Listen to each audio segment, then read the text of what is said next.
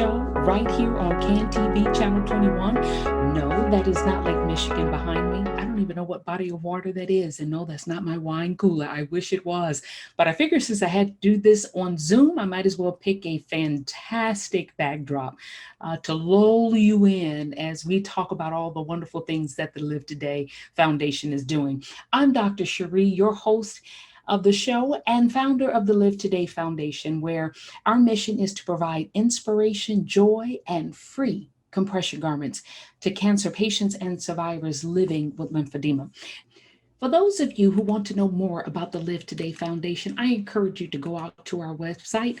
Please visit us at www.livetoday.org. That is www.live-today.org. If you want to find out more information via email, shoot us an email at info@live-today.org.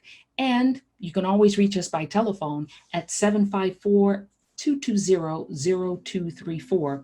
If you want to follow us along on social media, you can find us on Facebook, Instagram, and Twitter at livetoday.org. That's livetoday.org.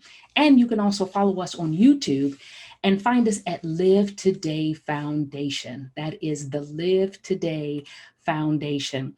And so, having been away for a little bit. It feels weird, even though we've had shows that appear. It's different not being in the studio because this was designed to be an interactive show where you can call in with your questions and comments. And I miss those days, and I'll be glad when they come back. But we have a lot of important information that we want to share with you. And, this month, the month of December, is very special for me. This is my birthday month. But it has special significance now because we began our show 2 years ago. And since that time, we have supplied many, many, many more women and men, actually, with free compression garments. We've acquired 4 new partners, one of which is spearheading a lymphedema prevention program with myself as the voice of the patient. And we have grown a following of more than 5,000 followers on social media. Our message continues to spread, and I am happy to say that our foundation has received national coverage, has a national following, and serves the needs of patients all over the country. On our anniversary, I'd like to take us back to the basics of what lymphedema is, why it is important, and what can and should be done about it. So let me first start off by saying that the risk of lymphedema is real. It is significant. 1 in 3 at-risk cancer survivors will develop some secondary lymphedema related to their cancer treatment. That's an estimated 300,000 to 500,000 patients in the US per year. So imagine surviving cancer only to face this debilitating complication. Lymphedema is characterized by a buildup of lymphatic fluid that causes painful and sometimes debilitating swelling in the affected limb.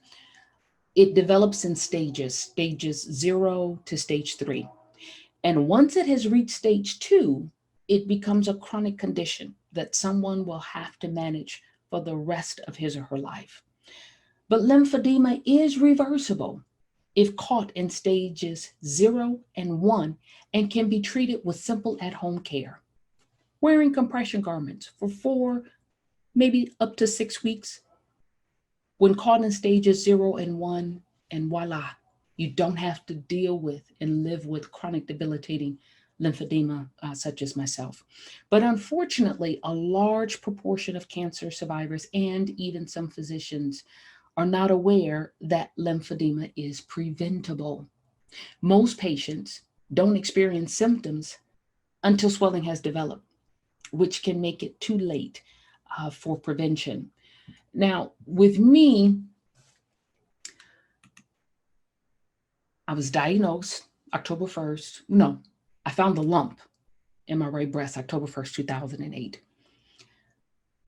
Had my diagnostic mammogram, had my diagnostic ultrasound. Again, looked suspicious. I had my biopsy done probably, I think it was October 9th. And my surgeon called me at home October 13th and gave me the news that it was invasive ductal carcinoma.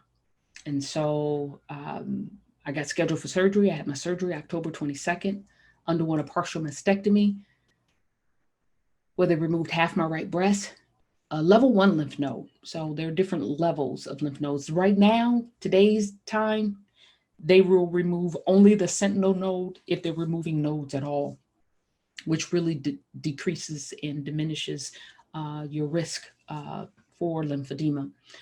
But I had a level one lymph node dissection, which meant that they removed 16 lymph nodes out of my right armpit, 3 of which were positive for cancer.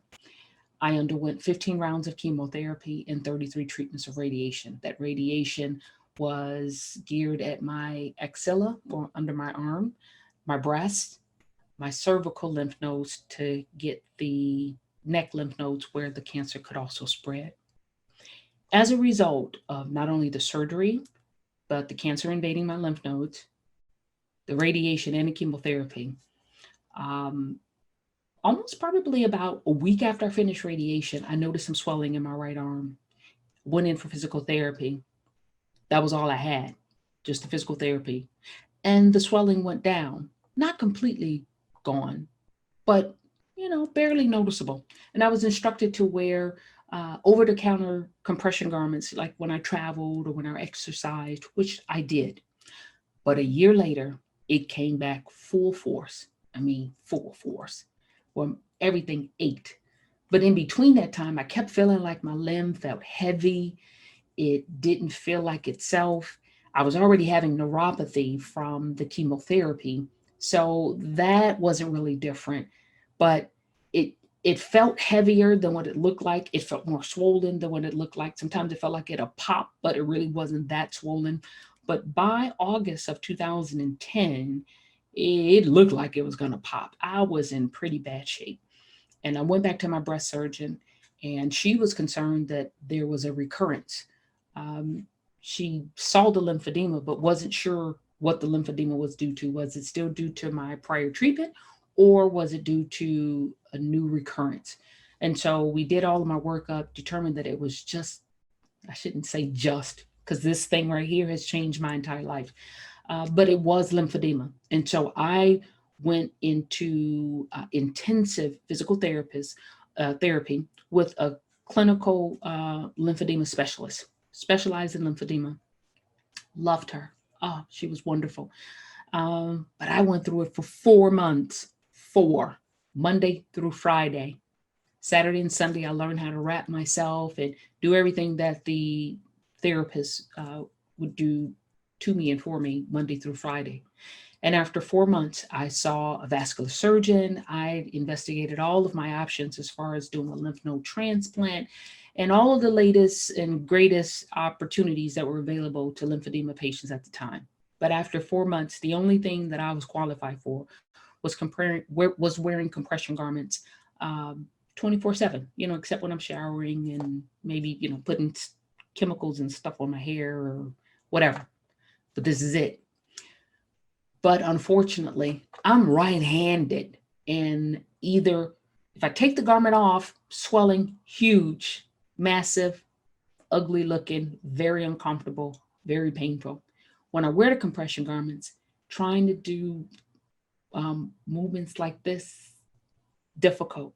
Trying to write, forget about it. My signature could be anybody's. Certainly doesn't look like mine anymore. But for me, because I'm a physician and I was practicing as a clinical physician, practicing clinical medicine, this garment and or the swelling disabled me from my clinical practice. So all of a sudden, I wanted to be a doctor ever since I was 2 years old. And now after 16 years of practicing, I looked up and it was gone. Guys, it was gone. I didn't know how to be anything else. I had spent all my life studying and practicing and preparing to be a physician, and now it was gone. It was life altering. And God blessed, after, a couple of months of depression, seeing a clinical psychologist for, I needed help, y'all, because the diagnosis and stripping me of my career, it knocked me off my feet. And I realized that this thing had to be doing this to a whole bunch of other people. But I wasn't hearing many people talk about lymphedema. My doctors didn't really talk about lymphedema. Matter of fact, it was my radiation oncologist. I'd been through my medical oncologist, I'd been through my breast surgeon. It's my radiation oncologist who mentioned to me, hey, with getting radiation, there's a risk of lymphedema. But she mentioned that it was about 1 to 2%. As you heard me say, 1 in 3 at-risk cancer patients will develop secondary lymphedema as a result of their cancer treatment. Meaning up to 500,000 of patients, 500,000 patients in the US alone living with this condition. There are more than 5 million cancer survivors struggling with lymphedema. And now there is an opportunity for individuals not to have to live with chronic debilitating lymphedema. Yes, you heard me correctly. There is now an opportunity for individuals not to have to live with this chronic debilitating lymphedema. When I traveled across the country as a professional speaker, which I later became once I could no longer practice clinical medicine, sharing my story, sharing my voice with whoever would listen so that their journey would not have to be as painful, not as arduous, and not as lonely as mine. So I shared it, and God blessed. So I found a new career, but it was not without its hurdles. It was not without its cost, both physically, financially, spiritually, and emotionally. But when I saw myself traveling around this country and abroad, I saw so many cancer survivors walking around with swollen limbs and not even knowing their diagnosis. They were told that it was just some swelling. They were actually told, like myself, oh, but thank God you're alive, as if we didn't already. Yes, we do. But now one disease caused another. And now 12 years out from my diagnosis, I'm a 12-year survivor. And people who go with the statement that, once you surpass 5 years, you're cured. I, as a patient, former patient and survivor, find it difficult to say that, because in my line of work and because of all the traveling and the number of individuals that I meet, I've heard so many stories that, individuals 16 years after their first bout with cancer, it has metastasized or has returned. So I'm just careful to use the word cure, but I will say that, my cancer is obviously in remission. But for the individuals that use the term cured, then technically we would say that I was cured from breast cancer, that disease, but I'm not cured from lymphedema. Lymphedema there is no cure for it. You carry it with you for the rest of your life. And I tell individuals who want to say that this is just some swelling, or, thank God that you're alive, and that it shouldn't impact your life too much. Imagine the person who owns her own salon. She's finally got there. She's been working up to this, renting out booths at other different salons. She finally has her own, with clients lined up willing to wait hours just to have her do their hair. And then she's diagnosed with cancer. She's treated and subsequently develops lymphedema. She now can no longer perform the essential functions of her job. She loses her salon. She loses her lifelong dream. She loses her financial support. Oh, but thank God she's alive. Yes, she is. But in addition to losing her financial support, she now has greater financial responsibilities because guess what? Her clothes no longer fit. One arm is too fat. Hmm, yeah. She has to buy compression garments, which can cost hundreds, if not thousands. This garment here, a, a garment that has been custom made because of my size of lymphedema, $2,200. Yes, I said $2,200. And insurance didn't cover it. Yes, you heard me correctly.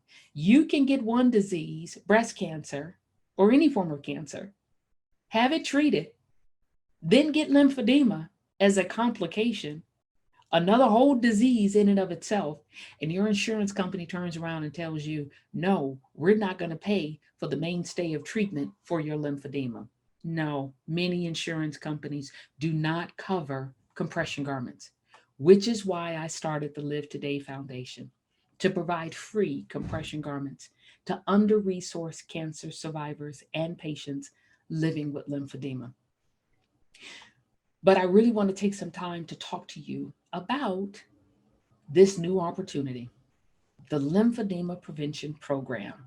Guys, I am so excited about this because with the Lymphedema Prevention Program, I am looking for a day when all the Live Today Foundation is doing is providing compression garments for that 4 to 6 week period when diagnosed in stages 0 and 1. And then voila, that individual no longer has to live with chronic lymphedema for the rest of their lives. That's what I'm going for. And now, with the new partner, we have the opportunity to spread the word and get a lymphedema prevention program out there at every institution. So, I want to share with you guys what's happening with the new website and give you some opportunities to see what's going on in the world of lymphedema prevention. So let me get you over here to the website. Let's see. Here we go.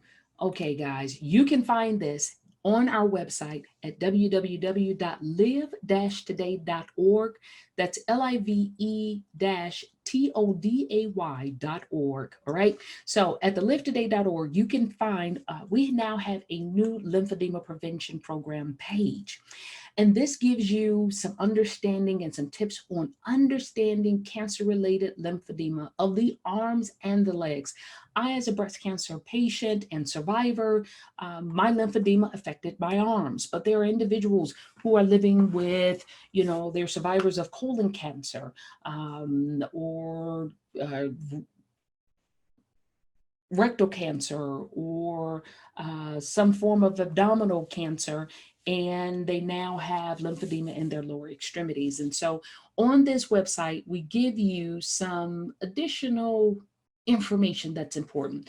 And I think it's important for you guys to understand that cancer-related lymphedema is a condition that can result from surgical, radiation, and chemotherapy treatments for some cancers that include breast cancer, melanoma, pelvic area cancers. Lymphedema can cause, and these are just some of the symptoms, but please feel free to go out on the website and dig a little bit deeper so that you can find out some additional facts. But it can include swelling in your arms, your hands, your fingers, legs, and feet, a feeling of heaviness or tightness. Remember, I told you that I kept feeling like my arm and my hand and my fingers just felt heavy, like they were going to pop. Your arm, hand, leg, or foot may be hard to move. Clothes, rings, watches, or shoes feel tight. And if your lymphedema is left untreated, it can lead to infection and it can become a lifelong condition.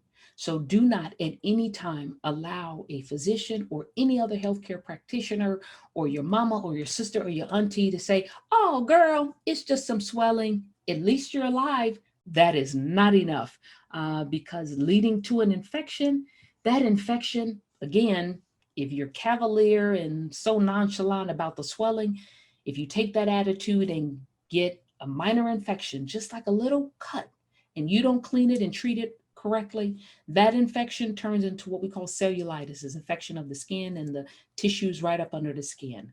You don't treat that well, guess where it's going to seep into? Into your bloodstream. Imagine infection all through your body because it's going everywhere because it's now in your bloodstream. And so there are individuals who infection in your bloodstream is a, there's a term called sepsis. People die from sepsis. So this is no joke. Now, remember I told you that lymphedema occurs in stages 0 to 3. So stage 0 is what we call subclinical. The lymphatic system is blocked. It's setting the stage up for the fluid buildup, but your extremity may look and feel completely normal. Stage 1 is where we call pitting edema. That's where you're able to press onto your skin and you would actually still see an indentation left there. So fluid builds up, is causing some swelling, and what we call some pitting may occur in the skin. Stages 0 and 1 still reversible. By the time you get to stage 2, is irreversible. That's the stage that I was at. Most likely that very first time that I went to the physical therapist right after radiation, but for certain by the time I went in August of 2020, I was beyond stage, somewhere between stage 2 and stage 3. Stage 2, the affected limb becomes hard, you feel it, and it increases in size. And by the stage 3, what we refer to as elephantitis, um, the affected limb becomes very large, what we call misshapen, and the skin looks leathery, just looks completely different. Now, you can only imagine that if you're in stages 2, you see the difference in the coloring, you see the difference in the size. You can only begin to imagine how embarrassing individuals feel, how it affects your psychosocial makeup. It you are uncomfortable in social settings. Um, you feel very self-conscious. Um, when we are diagnosed with breast cancer, there is a choice. You can have a lumpectomy, a partial mastectomy, or full mastectomy with reconstruction. And with reconstruction, your breast can look totally normal from the outside to other individuals. If you choose not to have reconstruction, but you wear a prosthesis instead, again, on the outward appearance, it looks normal. Lymphedema is very difficult to hide. If it only affects your arms, you can wear long sleeves. But imagine wearing long sleeves when it's 94 degrees out with an 87% humidity. And imagine wearing a compression garment plus a long sleeve when it's 94 degrees with 87% humidity. Very uncomfortable. Um, Imagine not wearing it and individuals looking, wondering what's going on from one extremity to the other. They know something's wrong. You can feel the elephant in the room. No one talks about it, but you, as the patient, very self conscious. And then when you choose the right treatment, should you not be diagnosed or caught in stages 0 and 1, every time you put on this garment, it is a constant reminder of the cancer experience. There's no getting around it. Constant reminder. I chose to bling mine out simply because I wanted to raise awareness. The blingy bling gets people's attention and it allows me an opportunity to share a little bit of my story and to raise awareness, not only about breast cancer, but about lymphedema and about choosing to live today and every day. So I've learned to use this to my advantage and to spread the word. But like I mentioned to you, with one of our new partners, there is an opportunity for a lymphedema prevention program. Now, the lymphedema prevention program follows 3 simple steps to find early signs of lymphedema and to stop it from getting worse. So, simple thing: test, trigger, treat. So, you test after cancer treatment, you'll be tested for lymphedema during your follow up visits. Using an LDEX score on a SOZO device. You should actually get baseline prior to any surgery. So your breast surgeon should be sending you to somewhere in his or her office or to a physical therapy, occupational therapy facility to get tested. This test, literally, guys, 30 seconds. Step on, boom, boom, 30 seconds, step off. Trigger. If your LDEX score increases above normal levels, your healthcare practitioner will will evaluate you. Hopefully they'll elevate you to the stage of we need to provide some intervention. We'll evaluate you for early signs of lymphedema. And the last step is to treat. Your physician or healthcare practitioner can prescribe treatment that best fits your condition. Usually you're looking at wearing at-home compression garments for 4 to 6 weeks. Guys, that's it. Stages 0 to 1 can be caught. So I want to stress that lymphedema in and of itself is not necessarily something that, when I talk about a lymphedema prevention program, I don't want individuals to get caught up on that word prevention, because there are some individuals that say, once you remove the lymph nodes and you've caused all this damage, you really is really beyond the point of preventing it. The only way to prevent it is to not touch the lymph nodes. But like with me, the cancer had already invaded it. So I was already at risk to develop lymphedema. So when we say lymphedema prevention program, we're talking about that preventing of that chronic disabling lymphedema, that lymphedema that you carry with you for the rest of your life, right? So we're talking about catching it in stages 0 and 1. So this is a clinical diagnostic tool, if you will, right? So it's a tool that allows us to be able to assess the level of lymphedema in a particular patient. Is that patient in stage 0 and 3, where we can intervene and actually prevent this chronic lymphedema from taking hold of their life? Or is this individual beyond hopes of prevention and are at stage 2 and stage 3? So guys, if you are a cancer patient out there, you need to be asking. I want you to go out there and definitely check out both of these videos. But if you are a cancer patient, you need to be asking your health care practitioners, asking your physicians immediately. That's one of the first questions you should be asking is, do you have a lymphedema prevention program in place? And if you don't, can you advise me of the nearest institution that does? Because if you are a cancer patient, 1 in 3 at-risk cancer patients will develop secondary lymphedema as a result of their cancer treatment. There's no getting around that. And you'll soon see on the Live Today site, I'm going to create an entire page dedicated to patient education and resources. I'm going to spell out the lymphatic system, break it down so that everybody just basically understands it, understands how we go through diagnosing it, understanding a little bit more about the prevention, more about the treatment, and more about the management.